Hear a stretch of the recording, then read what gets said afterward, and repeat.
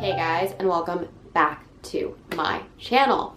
So I'm really excited today because I am going to be doing another book review. Unlike most of my book reviews, this is going to be on a book that came out last year. It's kind of rare that I do book reviews on books that haven't come out within this year or relatively recently, but I did want to talk about this because I put The Year of the Witching by Alexis Henderson in a recent book haul, and a lot of people were asking for my opinions on it and telling me how much they loved this book. So I know that there's still a lot of buzz about this novel, so I really wanted to do a review on it. For those of you guys who do not know, The Year of the Witching is by Alexis Henderson. It was released, I believe, in July of 2020. Fairly certain it's going to be book one in a series. Not a fan of series. I'm just not. Even when like series come out, I read the first one and I'm kind of like, cool, and I just never really get excited about reading the second one. I'm interested to read that new Gravekeeper sequel of Darcy Coates, but just because I really like Darcy Coates and I feel like a lot of her stories follow a similar formula anyway. But yeah, so I can definitely see how this is book one in a sequel. I can also see how this is a standalone. I have some thoughts on this. I have some thoughts.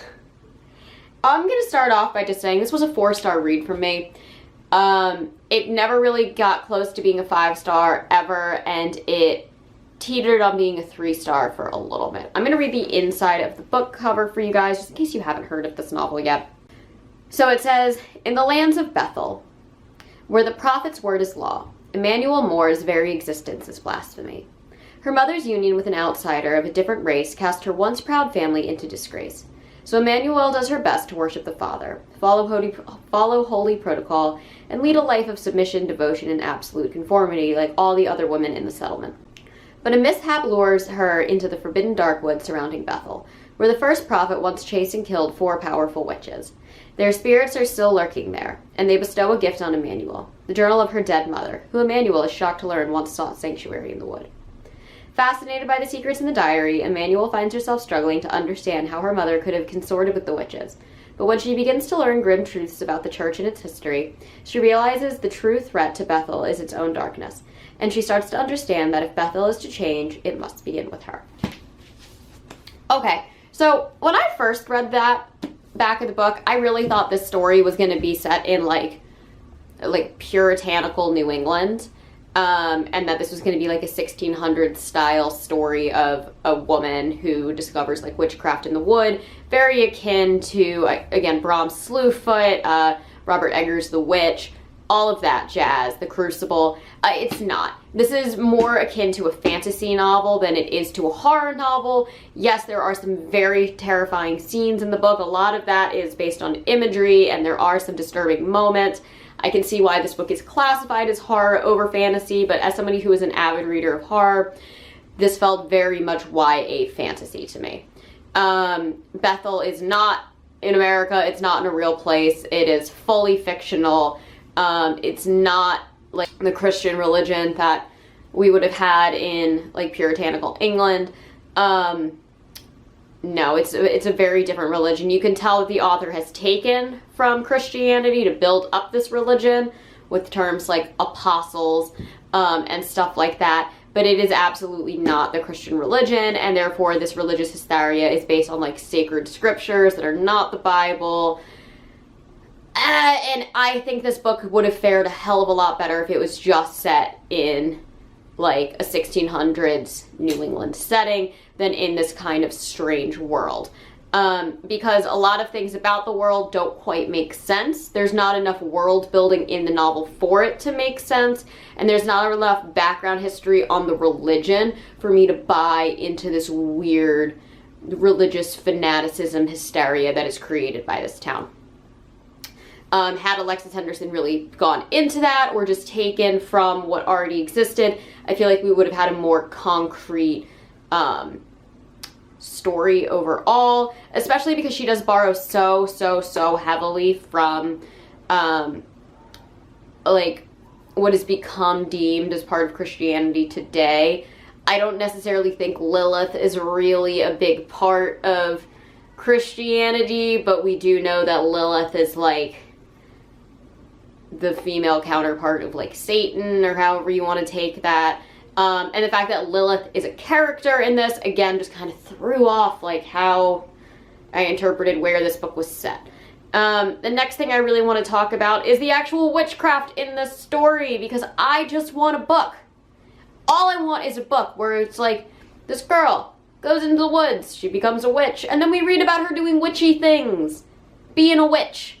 I feel like every single story that I read about like witchcraft nowadays, like set around like a small town with religious hysteria, always ends up being like the villain origin story, or like how the girl became the witch. I don't care, they all become the witch. You read the book and you read the premise for the book and you know this girl will become the witch. Every time. I've never seen a single book that doesn't do that. I've never seen a single story that doesn't do that. Show me a book where she becomes the witch and then I just read about her being witchy. That's what I want. And it felt like this novel didn't really know how to define witch. Like, it uses the term soothsayer for like a mortal witch from like the outskirts. And then there's like the witches who might be immortal or might just be like brought up by curses, who seem to also be religious figures of the past that have been around for hundreds of years. And then you've got our main character where it's like, is she a witch? Is she a descendant of witch? Is she a soothsayer? Is she a descendant of Lilith? Like, I don't know. Define what your witches are. And I thought it was interesting because they do pull from like contemporary witchcraft where like the use of sigils is very important, right? And they kind of do the like blood for blood. Like, you can't enact your magic without giving up something for it. Like, there's a lot of like stuff rooted in like traditional witchcraft, but there's just you just read about things that have already happened and you never really see the person actually doing the witchy stuff. And then I do have to say, oh god, I can't even remember her name, Emmanuel. Our main character is just so dull. Like, she's a good character, like, morally she's a good character. But she's kind of dull, and she's a little boring, and a lot of the story is kind of her sitting on the sidelines, watching a lot of, like, religious hypocrisy happening, and, like, kind of being like, felt like that was wrong, but I'm not really gonna do anything about it. And then all of a sudden she's got this like holier than thou complex where like she has to save all these people who kind of treated her like shit for like the whole book. And then here's where it gets into like this like kind of YA fantasy thing. This story is a romance story between a 16-year-old girl and a 19-year-old boy. And again, it's this cliche, oh, he's like the prince. He's not a prince, but he's the heir to the prophet's throne or whatever. And like she's this poor girl descendant from like an interracial, like problematic family that's lost everything and they're poor and they live on the outskirts of town. But for some reason, she's constantly interacting with this prince character and he falls in love with her. And there's like very little chemistry developed between them. Like, they have chemistry and I get them as a couple and I get them as like a thing or like the romantic tension, but there's no building up to why either one is interested in each other. It's kind of just handed to you on a platter like, they like each other, go forth, you know? And it just felt weird. It didn't feel forced, but it didn't feel necessary to the story. And then a lot of like the tension in the plot is like based on their romance versus based on, oh my god, I think witches are gonna take over this town. Religious hypocrisy and the prophet is probably evil. Like, there's just so much of a shift in focus than what it should be. The book is called The Year of the Witching. I want a book that is all about witchcraft. I don't need a YA style fantasy love story with witches kind of on the outskirts. And I also don't want a story where you can't define who the bad guys are. Because I got to the end of the book and I don't really know who the bad guys were supposed to be.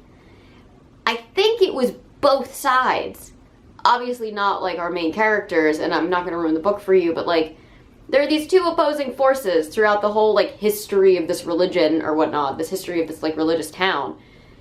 And like, I can't really tell who the bad guy was supposed to be and who the good guy was supposed to be, and if they're both bad, why? Why? Like, I don't know. It just felt very, very scattered. And then there's this whole thing about like Bethel is like the great town, so like everybody stays in Bethel. And one character leaves Bethel and goes to this other town, and it's like smaller, but just judging by the description of like the small houses, it just sounds 1,000 times better than Bethel.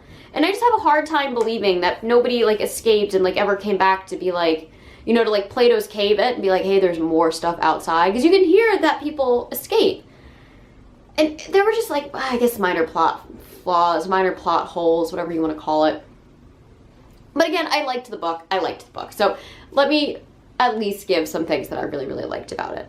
I don't know why I felt the need to constantly compare this to N.K. Jemison's, what is it called? Like the Fifth Obelisk or the Dark Obelisk? Whatever, her fantasy series, her big fantasy series. I read book 1 of that last year. And same kind of thing where it's this fantasy world built into like concepts that we have in reality that I also felt was never fully fleshed out. But this book kind of read like the better version of that. Where like the type of stuff that N.K. Jemisin like couldn't quite get across when she was doing her world building, I felt that this at least did. It was so kind of isolated in its history of the town and these like scriptures and like who the prophets were and the religion was, that it just felt more developed than N.K. Jemisin's. And the only reason I bring that up is because hers is a fantasy series that we really dive deep into, and this one isn't quite. And I just kept comparing it to that. I don't know. It might have something to do with how diversity is utilized in both books. In N.K. Jemisin's, it felt very like in your face and kind of forced. Like she really wanted to show when there were like pansexual characters. She really wanted to show when there were characters of different ethnicities, and that never felt really core to N.K. Jemisin's story, but she really wanted to show that she was showcasing that. Whereas with the Year of the Witching, that's actually all very core to the story, especially with the religious fanaticism, but it felt so natural and so just there to elevate the story instead of to diversify the story. And I just thought that Alexis Henderson did such a good job of including like difficult topics to talk about, like when you're in a fully like religious community and you have somebody who is part of like the LGBTQ community of that, right? And I really like how it's just kind of accepted by these characters who've never experienced it before, who've never seen or understood it. And there's a scene where our main character, Emmanuel, finds her grandmother and discovers that her grandmother is in a relationship with a woman. And her response to that is she seems so happy and they seem to really care and love about each other. And they just leave it at that. There is no like, oh, we must scorn her for being in a relationship with a woman, like blah, blah, blah, blah, blah. And it's like, no. Like they just accept like love is love, happiness is happiness. And she already knows that her grandmother lives on the outskirts, that her grandmother has basically been exiled from the town that she came from, has kind of thrown all of that away and still finds happiness. And that almost becomes like a beacon to Emmanuel. And I thought that was so well done. I thought it was so well crafted, and I just absolutely adored it. Now, I also know that I've kind of just hated on the fact that this is like a romance story. I do really like Ezra and Emmanuel. I like them both, and I like how they complement each other. I just kind of wish it was more of something like in the background. And I understand that maybe it's supposed to parallel Emmanuel's mother and Emmanuel's father's relationship, but since we don't get enough into that story, it doesn't quite parallel it at all. Like, it kind of just misses the mark. But I do like reading about love. I'm not a heartless individual. I just thought it could have been a little... Look, I just wanted this to be about witchcraft. I just wanted this to be about witchcraft. And it wasn't. It wasn't. Yes, it has some really interesting, really horrifying scenes. The witches, Delilah, I think it's Jael, Mercy, and Lilith, their descriptions are terrifying. And when they release the plagues, the descriptions of the plagues are really well done, and they're really brutal and disturbing and unnerving.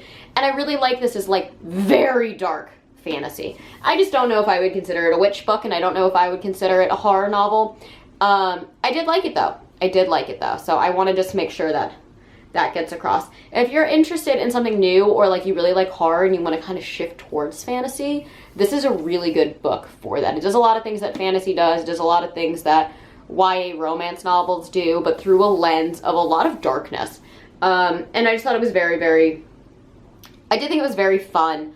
Again, they're teenagers. Teenagers don't always make the best decisions, and Alexis Henderson did a really good job of keeping these characters to still be teenagers. And I think that's kind of something that I both appreciated and didn't like at the same time, because they would make these stupid decisions, and I would be like, why would you do that? Like, obviously this person is lying to you. How can't you, like, can you not see that? And then I would think, oh, they're like 16. I definitely wouldn't have seen that at all. Like, you still have that like age of innocence about you, and I think that was done very, very well.